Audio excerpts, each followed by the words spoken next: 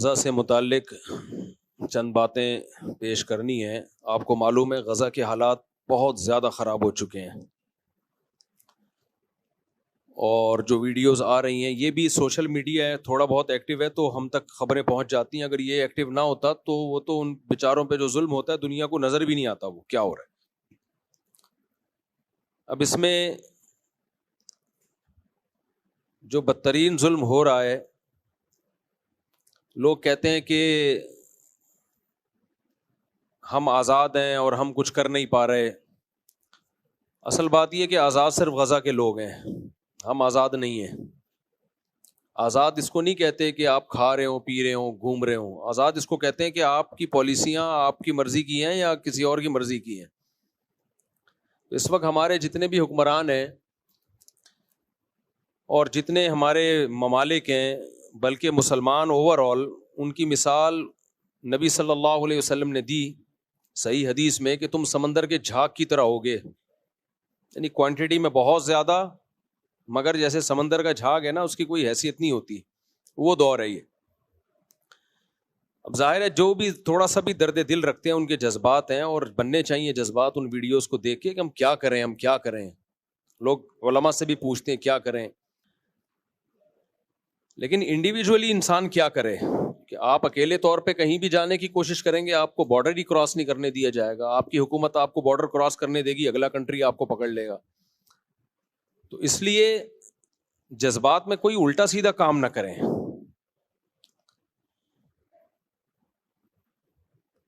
لوگوں میں غیرت ہے، ایک جذبہ ہے جس کی وجہ سے وہ بائیکاٹ کر رہے ہیں، اچھی بات ہے۔ غیرت لوگوں کو مجبور کر رہی ہے کہ ہم کیوں ان کی مصنوعات خریدیں، ہم کیوں ان کو فائدہ پہنچائیں، لیکن توڑ پھوڑ کا عمل نہ کریں۔ اس سے کوئی اسرائیل کو کوئی نقصان نہیں ہے، اس توڑ پھوڑ سے۔ اس سے آپ کی اپنی املاک تباہ ہو رہی ہیں، اور آپ کے جو لوکل اس میں کام کر رہے ہیں ان بیچاروں کا بیڑا غرق ہو رہا ہے۔ تو یہ نہیں کہ ہم کچھ کر نہیں سکتے تو غلط کرنا شروع کر دیں۔ اب ایک آپ کو یاد ہوگا ماضی قریب میں یہ جو ہوتے ہیں نا، یہ ڈمپر، ان سے کچھ ایکسیڈنٹ ہوئے اور ان کی غلطی سے ہوئے، لوگوں نے پکڑ کے مارا کوٹا۔ اب اپنی یہ غصہ لوگوں نے ہر ڈمپر والے پہ نکالنا شروع کر دیا ہے۔ یہ تو غلط ہے بھائی، وہ بھی انسان ہے، اس کو بھی کمانے کا حق ہے۔ یہ تو نہیں کہ کوئی بھی ڈمپر والا گزرے گا۔ پھر فیک کچھ ایسی ویڈیوز بھی آ رہی ہیں جو اس میں غلط کمنٹس لوگوں کے ہوتے ہیں۔ اب ڈمپر کے سامنے بائک ہے، اس نے بائک اڑا دی، بائک پہ بندہ نہیں ہے، وہ اس کو روکنے کے لیے، کیونکہ روکیں گے اور جلائیں گے تو وہ تو بھاگے گا نا۔ پھر اس پہ ویڈیو یہ بنائی کہ دیکھو موٹر سائیکل والے کو کچل کے چلا گیا۔ میں نے جب وہ ویڈیو دیکھی میں بھی بہت حیران کہ یار یہ تو اس کو تو پکڑنا چاہیے تھا۔ بعد میں پتا چلا وہ اس کو روکنے کے لیے بائکیں اسے راستہ بلاک کیا ہوا تھا اس کا، تاکہ اس کو گھیر کے ڈمپر کو جلا دیں۔ بھائی وہ ڈمپر جلنے سے کس کو نقصان ہوگا؟ تو جو غلط کر رہا ہے اس کے خلاف بائیکاٹ کرو، جو نہیں کر رہا اپنی غصہ، یہ تو نہیں کہ آپ کو ظالم نہیں مل رہا تو مظلوم ہی کو پکڑ کے مارنا شروع کر دیں آپ، یا جو ظالم نہیں ہے اس پہ اپنا غصہ نکالنا شروع کر دیں۔ یہ جذباتیت سے ہٹ کے ہمیں سوچنا چاہیے۔ تو غزہ کا ظلم، ساری دنیا اس درد میں ان کے ساتھ شریک ہے، اور سب غمزدہ ہیں۔ یہ ایسا نہیں ہے کہ سینے میں صرف چند لوگوں کے دل ہے، باقی سارے پتھر دل ہیں۔ سب روتے ہیں راتوں کو، اللہ کے سامنے مانگتے بھی ہیں، دعائیں بھی کرتے ہیں، لیکن ہم اگر صحیح نہیں کر سکتے ان کے لیے تو غلط کم از کم نہ کریں۔ ہم غلط نہ کریں، ہم ان کے لیے ایسا کام نہ کریں جس سے ہم اور برباد ہو جائیں۔ اس وقت اسرائیل کی سازش کیا ہے؟ اسرائیل کی سازش ہے جتنے بھی اسلامی ملک ہیں ان میں جو رہی صحیح طاقت ہے اس کو ختم کیا جائے۔ تو آپ کوئی ایسا کام نہ کریں کہ آپ سے اگر صحیح نہیں ہو رہا تو آپ غلط کرنا شروع کر دیں۔ میں نے بہت کوشش کی ہے ابھی ماضی قریب میں کہ کسی طرح ہم وہاں تک امداد پہنچائیں۔ تھوڑا بہت اللہ نے سینے میں ہمیں بھی دل دیا ہے۔ ہر شخص کا آپ کے دل میں سینے میں زیادہ مضبوط دل ہوگا یا زیادہ رحم دل ہوگا، لیکن تھوڑا بہت تو ظاہر ہے ہم بھی مسلمان ہیں، انسان ہیں۔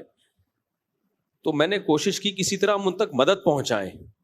میری تو ایک فاؤنڈیشن بھی بن چکی ہے، میں نے کلپ بھی ریکارڈ کروایا کہ بھائی کچھ نہیں کر سکتے تو جو زخمی ہیں، جو بھوکے ہیں، ان کو کھانا تو کھلائیں۔ ہم لوگ کہتے ہیں ہم کچھ نہیں کر سکتے تو پیسوں سے تعاون کر لیں ان کے ساتھ۔ تو میں نے بھیجی ہے بہت، الحمدللہ بہت، جتنا ہم سے ہو سکا ہم نے ان کے لیے ان کی مدد بھیجی ہے، جتنا ہم سے ہو سکا. یہ سب لیگل وے میں کام ہوتا ہے، اللیگل کام ہم کر نہیں سکتے. اللیگل کام ایک دفعہ ہوتا ہے، اس کے بعد زندگی بھر کے لیے آپ کچھ بھی نہیں کر سکتے، پھر جیلیں ہو جاتی ہیں اور پابندیاں لگ جاتی ہیں. تو ایسا اللیگل کام آدمی کیسے کرے جو اس کے بعد کسی کام کے قابل ہی نہ رہے. تو لیگل وے میں ہی کام ہم کر سکتے ہیں، اس سے زیادہ ہمارے اندر استطاعت نہیں ہے. باقی دکھ میرے بھائی سب کو ہے، ہمیں بھی ہے، آپ کو بھی ہے، اور ہونا چاہیے. یہ ایمان کا آخری حصہ ہے کہ انسان کو دل میں تکلیف تو ہو. اور ایک بات، ان نا امیدی کی باتوں میں ایک امید کی بات. دیکھو اتنا سا علاقہ ہے اور کیا کچھ ظلم ان کے اوپر ہو رہا ہے، لیکن وہ ڈٹے ہوئے ہیں. میں نے جو جنگی امور کے ماہرین ہیں ان سے سنا ہے کہ کبھی بھی فضائی بمباری کر کے نہ کسی علاقے پہ قبضہ نہیں کیا جا سکتا. فضائی بمباری کر کے ہمیشہ اس کے لیے زمینی فورس چاہیے ہوتی ہے، جو آرمی چاہیے ہوتی ہے جو زمین پہ جائے. تو جہاں زمین کا معاملہ آتا ہے وہاں ان بدبختوں کو شکست ہوتی ہے. زمینی فورس کا جہاں، کیونکہ جو تیار ہے موت کے لیے اس پہ فتح ممکن نہیں ہے، اس کو نہیں فتح کیا جا سکتا. تو ایسا لگتا ہے کہ یہ معاملہ اب جائے گا تیسری جنگ کی طرف، جنگ عظیم کی طرف، تھرڈ ورلڈ وار کی طرف جائے گا یہ معاملہ. کیونکہ انہوں نے اگر دبنا ہوتا تو وہ بہت پہلے دب چکے ہوتے. وہ کہہ رہے مار دو بھائی، سب کو مار دو. تو یہ ہماری آزمائش ہے اللہ کی طرف سے کہ ہم کیا کر رہے ہیں ایسے موقع پہ. وہ تو جنگ جیت چکے ہیں. جیتنا کسے کہتے ہیں بھائی؟ ان کے بس میں جو تھا انہوں نے کر لیا ہے. تو کتنی بربریت، اور اسلام دنیا میں بہت تیزی سے پھیلنا بھی شروع ہوا ہے ظلم. اور دیکھو کافروں میں بھی کچھ درد دل رکھتے ہیں، سارے ایک جیسے کافر نہیں ہوتے.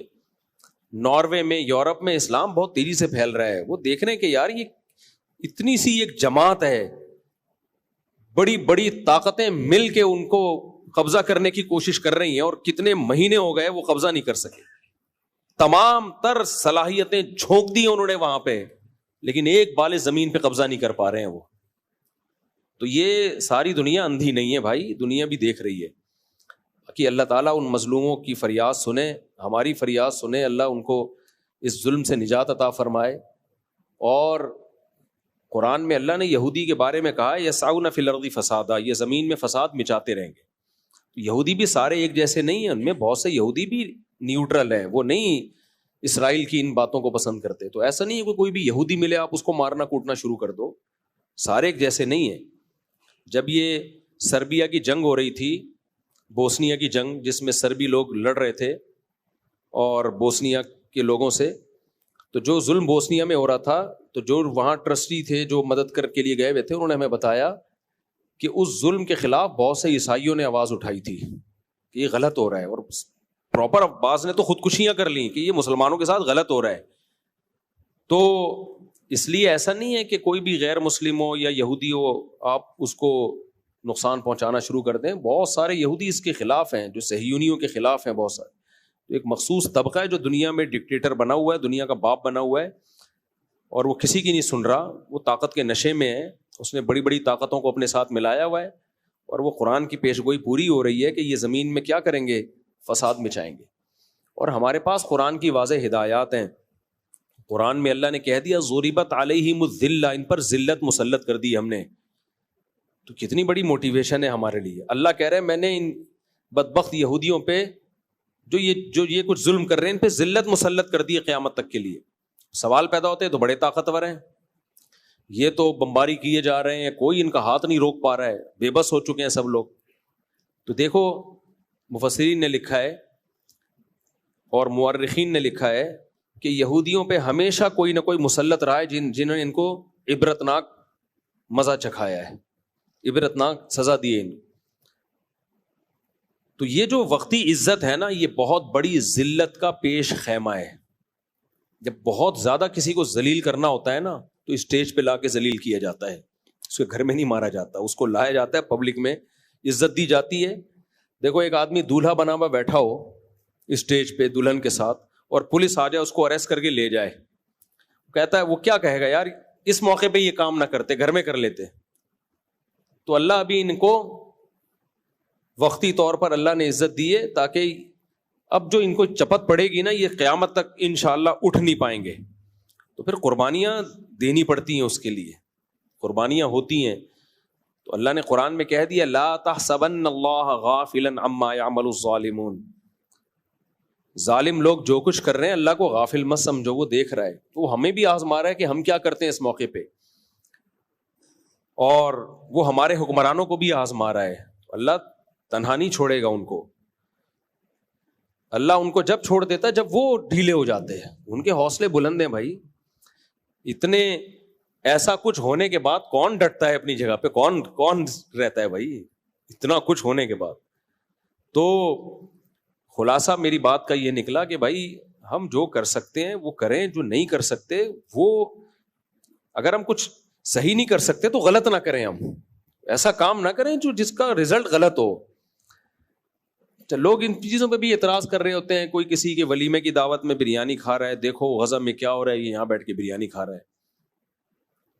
کوئی کہیں تفریح پہ نکلا ہوا ہے تو غزہ میں کیا ہو رہا ہے, یہ تفریح پہ نکلا ہوا ہے. کوئی کسی دکان کی اوپننگ کر رہا ہے, غزہ میں کیا ہو رہا ہے, یہ اوپننگ کر رہا ہے. ان باتوں میں کیا رکھا ہے میرے بھائی؟ دنیا کے تو سارے کام چلتے رہیں گے. وہی بات ہے, حضرت خالد ابن ولید جنگ کے بعد جو ہے نا وہ کہیں نکاح کرنے لگے تو کسی نے حضرت عمر کو خط بھیجا کہ ادھر مسلمان جہاد میں لگے ہوئے, خالد ابن ولید نے ایک اور شادی کر لی. اور خالد ابن ولید کو حضرت عمر نے خط لکھا کہ آپ کیا کر رہے ہیں؟ انہوں نے کہا کہ میرے شادی کرنے سے نہ کرنے سے اگر مسلمانوں کو فائدہ ہوتا تو میں نہیں کرتا. جو میری ڈیوٹی ہے کہا کہ وہ تو میں پوری کر رہا ہوں. تو یہ تو دنیا کے سارے کام چلتے رہیں گے. اگر لوگ کاروبار چھوڑ کے بیٹھ جائیں, کھانا پینا چھوڑ دیں, تو کیا اس سے غزہ کے لوگوں کو فائدہ تھوڑی ہوگا؟ اس سے تو اور ڈپریشن میں جائیں گے, اور جو ہم کچھ کر سکتے ہیں وہ بھی نہیں کر پائیں گے. تو اس لیے یہ فضول باتیں کر کے ایک دوسرے کو لانتے کرنا, برا بلا کہنا, یہ کام چھوڑ دینا چاہیے. جب بھی آزمائشیں آتی ہیں نا تو ہم ایک دوسرے کو گالیاں دینا شروع کر دیتے ہیں. برا جو بھی مسلمان ہے نا, جس کے سینے میں بھی درد ہے, وہ اپنی ذمہ داری سمجھ رہا ہے.